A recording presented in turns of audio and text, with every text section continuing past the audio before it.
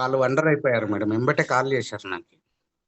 దేనికోసం అంటే నాదెప్పుడు కూడా తినకంటే ముందు ఆఫ్టర్ ఫాస్టింగ్ లో వచ్చేసి దాదాపుగా 200 అబౌవ్ ఉంటుండే.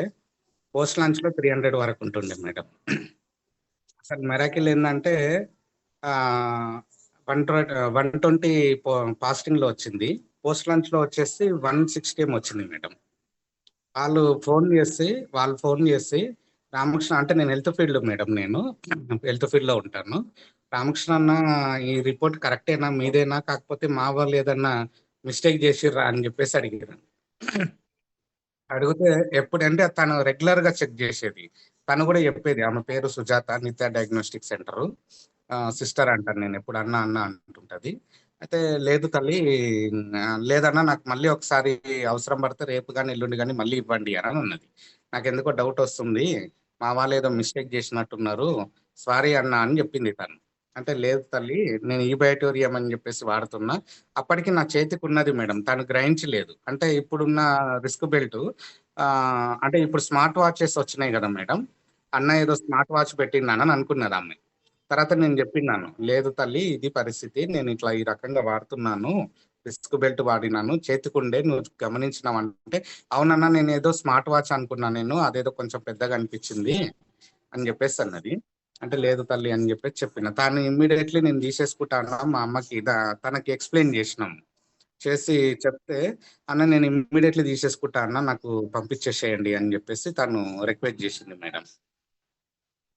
దాంతో పాటుగా మనకి నాకున్న ప్రాబ్లమ్స్ కూడా చాలా క్లియర్ అవుతున్నాయి మేడం.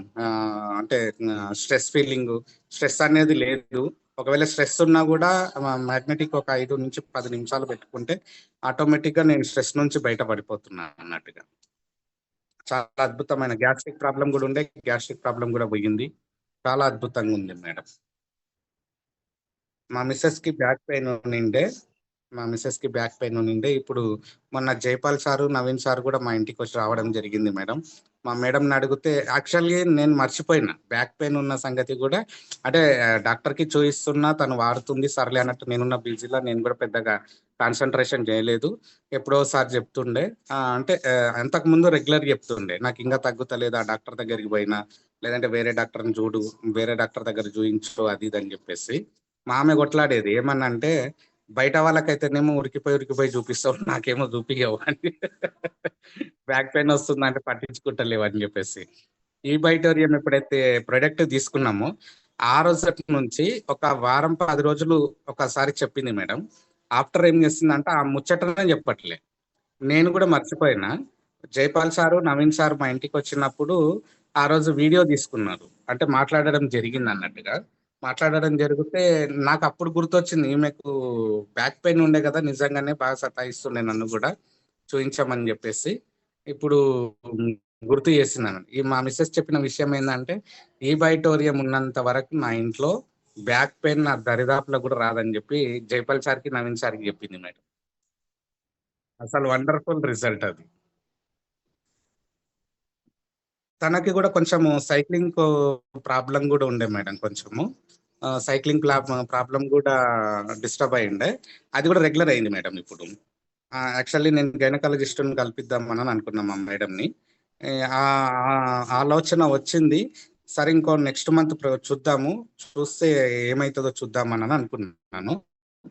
ఆఫ్టర్ దెన్ ఆ ముచ్చట ఏం గుర్తు కూడా రాలేదు నాకు కూడా. తను ఇంకా రెగ్యులర్ టైంలో ఇది అయిపోయింది. ఇంకా చాలా అద్భుతమైన ప్రోడక్ట్ మేడం ఇది. నేను ఇప్పుడు కూడా చాలా మందికి కూడా ఇస్తున్నాను.